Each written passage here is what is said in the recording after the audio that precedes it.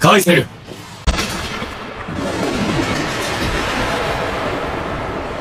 Melihat Baran di atas naga terbangnya, Jinwo yang merasa kesulitan jika harus bertarung di udara, memutuskan untuk lebih dulu melumpuhkan tunggangan Baran itu.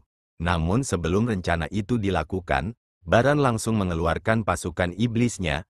Esil yang khawatir melihat hal itu, mempertanyakan apa yang akan diperbuat Jinwo selanjutnya. Yang direspon Jinwo dengan mengeluarkan pasukan bayangannya, guna mengimbangi pasukan iblis milik Baran. Melihat perang besar di hadapannya, Esil yang tidak menyangka Jinwo juga bisa mengeluarkan pasukan, hanya dibuat kagum. Meski demikian, kondisi Esil sendiri saat itu dilanda kebimbangan.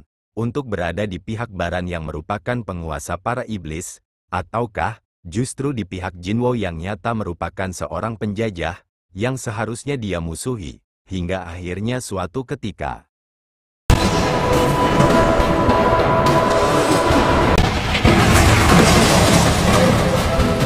Meski prajuritnya mampu dibangkitkan kembali, setelah sebelumnya musnah terkena serangan petir dari Baran, namun tentu saja hal itu akan menghabiskan mananya.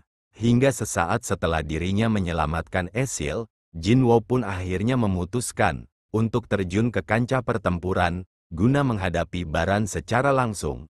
Namun meski Jinwo telah menggunakan skill kamuflase miliknya, Baran mampu membuktikan dirinya sebagai Raja Iblis, dengan menghentikan serangan Jinwo itu dengan mudahnya.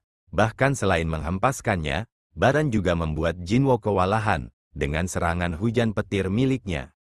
Meski sedikit kewalahan, namun dengan bantuan Tas dan Igris, Jinwo pun akhirnya berhasil menumbangkan tunggangan Baran, di mana setelah kehilangan tunggangannya, Baran yang melangkah mendekat, disambut tatapan dingin Jinwo, yang saat itu juga bersiap untuk memulai babak baru pertarungan di antara keduanya. Panel lalu berpindah ke Serikat Hunter Korea, yang kedatangan dua orang hunter perwakilan negara Jepang, yaitu Hanekawa sebagai penerjemah, bersama dengan Guild Master mereka, yaitu Goto Ryuji. Dalam pertemuan itu, masing-masing negara saling bertukar informasi mengenai semut bersayap, yang ternyata dari pihak Jepang, memiliki detail yang lebih rinci, sehingga rencana dalam simulasi AI yang dibuat pihak Jepang, Goto Ryuji akan mengutus 10 hunter rank S-nya untuk menjadi umpan bagi koloni semut bersayap, sementara guild dari Korea masuk ke dalam sarang mereka, dan menghabisi ratu dari semut bersayap. Mendengar semua rencana pihak Jepang itu, jelas tidak ada alasan bagi ketua Go untuk menolak rencana tersebut. Kembali ke pertempuran Jinwo, yang makin mendekati klimaks dalam menghadapi Baran, yang makin menunjukkan otoritasnya sebagai Raja Iblis. Sekalipun Jinwo yang dibantu para jenderal bayangan menyerangnya, Baran bukan saja mampu mengatasi semua serangan itu, bahkan dirinya juga berhasil menangkap dan mengancam Jinwo dengan sebuah serangan. Beruntung di saat yang krusial tersebut, 3 jenderal bayangannya yang baru muncul, bergerak menahan serangan Baran, dan meski Baran dengan mudahnya kembali memusnahkan mereka, namun hal itu memberi peluang kepada Jinwo untuk melepaskan diri dan kembali bersiap menghadapi Baran. Hingga akhirnya duel klasik pun terjadi. Saat di bawah guyuran hujan lebat, Esil hanya bisa menatap keduanya saling mengadu mekanik dengan sangat seru. Meski dalam skill kecepatan dan ketangkasan mereka terlihat berimbang, namun dalam segi kekuatan, Jinwo harus mengakui keunggulan Baran. Hingga akhirnya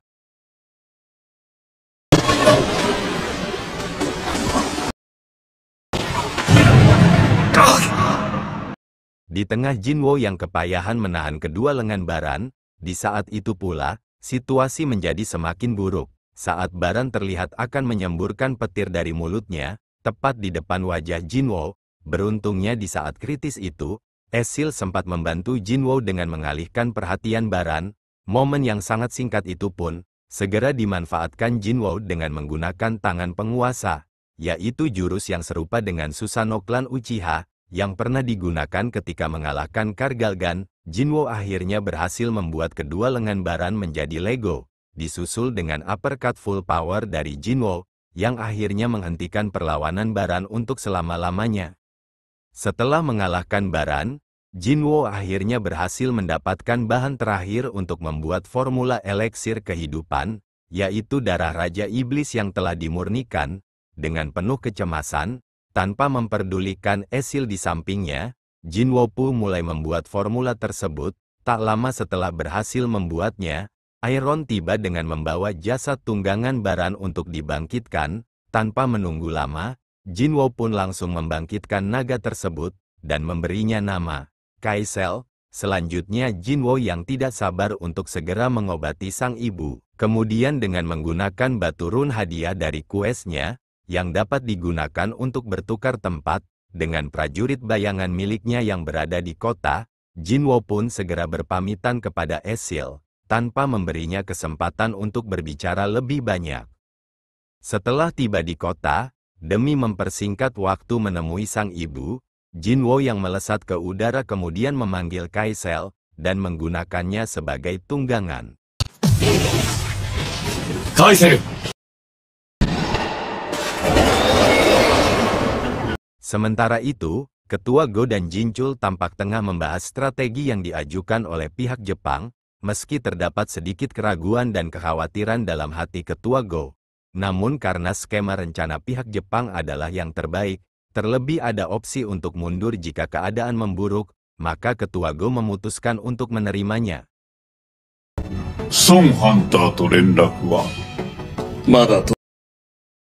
Di tempat yang berbeda, terlihat Hunter baik sedang menemui teman lamanya, Min Byung-gu, satu-satunya healer rank S, yang mampu pensiun tanpa cedera sedikit pun, yang saat itu menanyakan kebenaran Hunter baik, yang kembali mengikuti raid di Pulau Jeju, setelah sebelumnya di tempat yang sama. Mereka harus kehilangan On-suk, Hunter yang menjadi sahabat mereka berdua.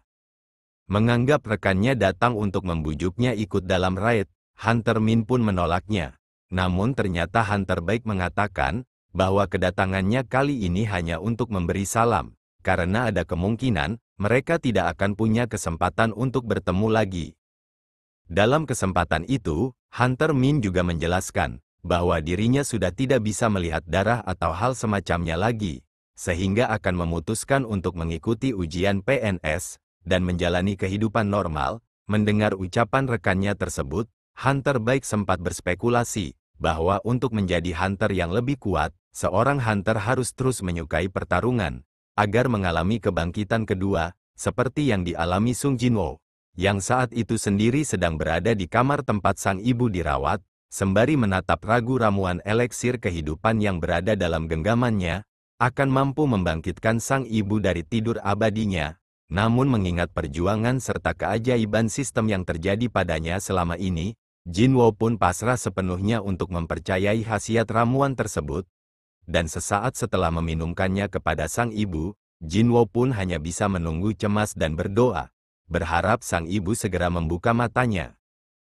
Setelah menunggu di mana setiap detik terasa begitu lama, diiringi hembusan angin dan sinar bulan yang mengalun syahdu dari luar jendela, sang MC kita pun akhirnya dibuat terharu dan bahagia tanpa kata. Saat melihat sang ibu yang tertidur selama 4 tahun lamanya, akhirnya terbangun dari tidur abadinya.